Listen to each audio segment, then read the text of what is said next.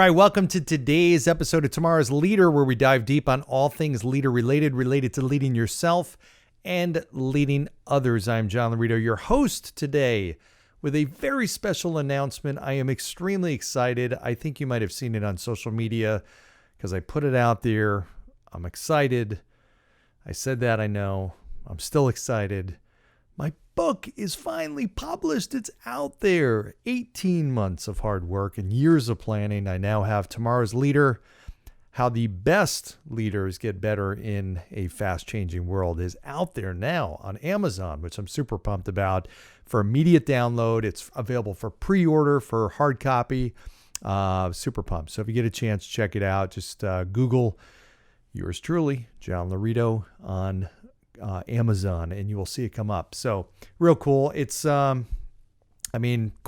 2-second plug.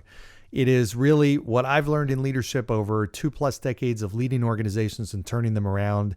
I made a ton of mistakes, learned some great things. It's thousands of leaders that I have had the opportunity to work with, meet, and learn from. It's all that stuff packed into a book with lots of stories, lots of examples, all that kind of stuff, which helps, I think, make a book more interesting, but more importantly, more impactful. So I'm looking at this as a great book to help you implement ideas, not just understand concepts. So if you get a chance, take a look at it, and I'd love to get your feedback on it. So, all right, let me start with today's story.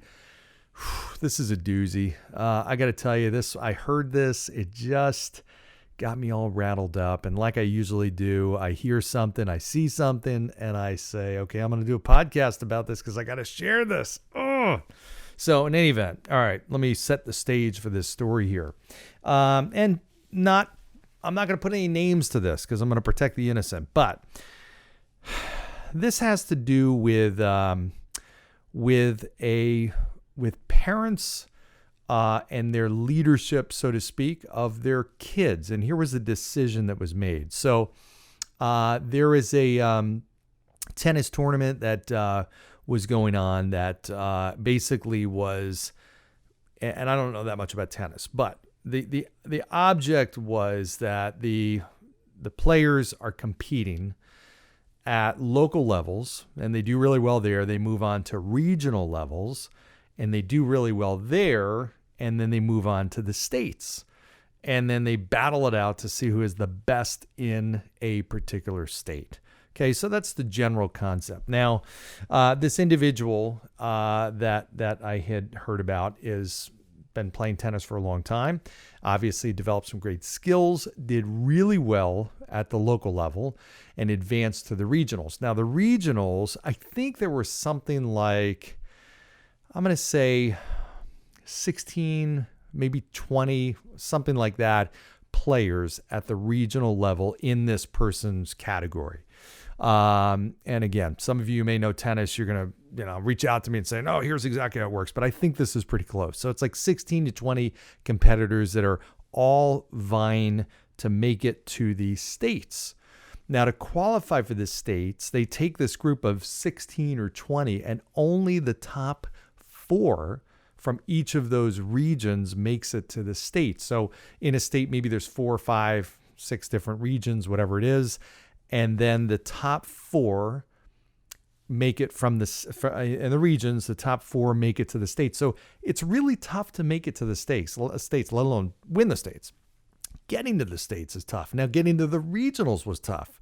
So this person did a great job, and they're a very, very good tennis player. So they made it to the regionals, and out of this 20 or so people, this individual landed in, I think, the number 4 spot, and secured a spot in the states. Like, this is huge, huge. It's like a big, big deal, right? So in any event, it's a huge accomplishment in and of itself. So now you get the opportunity to go to the states. Now, honestly, just to compete at the state level, you are one of the top tennis players in the state. So you are just right off the bat, doesn't matter if you even, lose and the wheels come off, whatever, you're still competing at the state level. Like, that's unbelievable. So the states are coming up in a couple weeks, and the parents find out that their their kid, their son was ranked, finished 4 in the region. So at the states, you have now 16 people, let's say, competing in that category at the states. Their son was ranked at the bottom at the state level because they were 4th in the regional level. And they found out that their son was going to be competing in the first round of the states against the top-ranked player in the state, basically last year's state champion. Okay. So that's not going to be an easy match, not going to be an easy battle, of course. But again, you're in the states and this and that. So what do? They pull their kid. They pull their kid out and they say, you know what? It's just not worth it. You're going to get crushed. And why are we going to, spend the day, go to the state championships? And why, why even bother? I mean, you're going to just get blown out of the water. It's going to waste. So why don't you we'll spend the day doing something else? They pulled their kid out of the state championships because he was ranked last going against number 1. Now, I got to tell you, what a dumb decision. I mean, honestly, this bothered me so much because here this kid is now. I don't know, maybe this was his kid's decision. I don't know, but you get very few opportunities in life. And this is a message to everybody, to leaders, to anybody. Very few opportunities in life where you are the underdog and you have, in this situation, he had nothing to lose and everything to gain. What a beautiful opportunity to take advantage of because you literally have no downside. And who knows?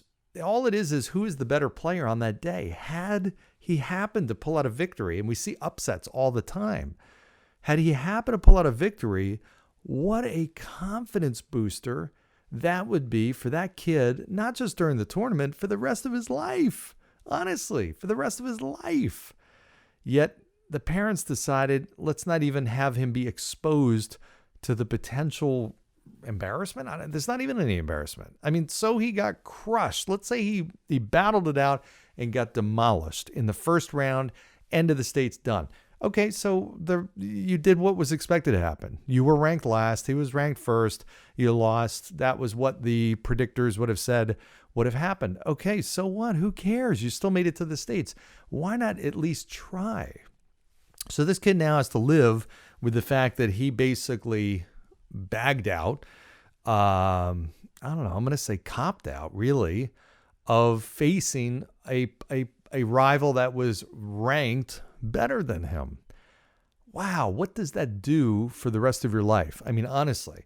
Now, the worst part about it is he also took a spot away from somebody else. So again, keep in mind, there were only 4 people from the regionals, and he was one of them that went to the states. It's not like they went to number 5 because he dropped out. That was it. He took a spot. So it took a spot away from somebody else. So it makes it even worse. But the key thing is, realize this is one of the best ways I've seen people grow exponentially with their confidence is they take on a challenge that is bigger than them. When you are the underdog and you have an opportunity to do something that nobody thinks you can do, it is a huge confidence boost. I mean, I remember I was looking to run an office at Ameriprise, and I had multiple opportunities across the country, some that were taking over offices that were ranked very well in the top 10 in the country. You know, maybe that's easier.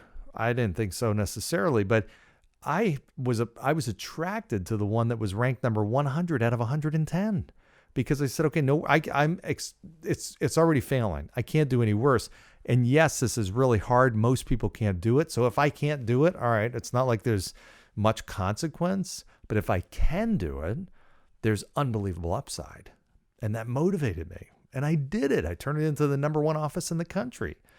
And that was a huge confidence boost. So it was an upset. My point is, this is not about me. This is about taking advantage of opportunities when you have them, and when you have kids and you've run in organizations and or you're a coach of a team, whatever. You are a leader. Put people in an opportunity where they can take on big challenges. and realize in those very unique situations where there's nothing to lose, like this, there was nothing to lose and everything to gain, take advantage of it, lean into it, go head first into it. Doesn't matter about the result. In reality, the fact is that you did it. You tried something. And hey, if you happen to win that day, that's unbelievable. The confidence boost you will get for the rest of your life is irreplaceable, unmatchable, unbelievably, undoubtedly one of the best confidence boosts you can ever get in your entire life. So while most people shy away from that, I encourage you, look for that. Look for those opportunities. Do things that people don't expect you to do. They expect that you're going to fail at it. Take on a new project. Try to learn a new language. I don't know what it is. Just try to do something that other people would say is extremely difficult, if not impossible. If the odds are against you, that's not a bad thing. That's a great thing. You just have to relish in that moment and realize, hey, I got something really unique here, because if I can get through this in any kind of positive way, my confidence is going to go through the roof. Most people struggle. I get questions like this all the time, is how can I improve my confidence? Well, it's very hard to if you aren't stepping outside your comfort zone. It's very hard to get more confident, because think about it. The way that a leader grows, a leader might start, maybe they're running a 2 or 3 person team and they do well with that. And then it's impossible to think about, okay, well, how do I get to where I'm leading 10,000 people? Well, they lead 2 or 3 people, and then they lead maybe 20 or 30 people, and then they maybe lead 50 or 100 people, and they're taking on these challenges. Every step of the way, they're not feeling like they're totally ready for it. But you know what? Eventually, they're leading 10,000 people, and it's like second nature to them. So realize that they have the confidence to do it. Well, they didn't have the confidence before. The only reason they got it was they were doing something they felt like they were almost not capable of doing. I hadn't done it before. This is new. You have to realize that's how you build confidence. Take little steps. Doesn't have to be big steps. Little steps outside your comfort zone. Whether you fail or succeed, if you fail, that's fine. Go back and then try something again that's stepping outside your comfort zone. Eventually, you're going to succeed, and now your comfort zone expands, and now you're able to take on even bigger challenges. Your confidence level in terms of taking on new challenges goes up. If I'm the 16th ranked tennis player battling against the number 1 tennis player, and I beat the number 1, how am I feeling now about playing the number 3 or number 4 ranked? Before I would have been terrified. Now I'm thinking I just beat the number 1. I can beat number 3 and number 4. My skill set is no better. I'm no more talented, but my mindset is totally different because I took on the challenge. And now, even if I lost against the number 1, if somebody said, and it was a reasonably good match, and if somebody said, hey, you got a match against the number 3 or number 4, I'm going to feel much better prepared, because I know that's going to be easier than the number 1. And I did okay against the number 1. I lost, but I did So there's almost nothing that can go wrong. There's no bad part of this. So take on those big challenges. Be the underdog. Be the underdog. Be the underdog. Seek out those opportunities to do it. I guarantee it will transform your life if you do that. Okay. So piece of advice from me. Yeah, you can tell it got me all heated up. Sometimes I get like that. But anyway, I hope that was helpful. Take it. Do what you want with it. Reach out to me. Let me know what your thoughts are. I don't know. Tell me your opinion. If I'm totally, out in right field, let me know. So any event, hope this has been helpful. As always, like, subscribe, share, comment, give me suggestions on future guests or topics. And of course, go down below, give 5-star review, leave your feedback there, and look for my book, Tomorrow's Leader, at Amazon. You can get the downloadable or the hard copy. You can pre-order. And thanks for tuning in. Thanks, everybody. Bye.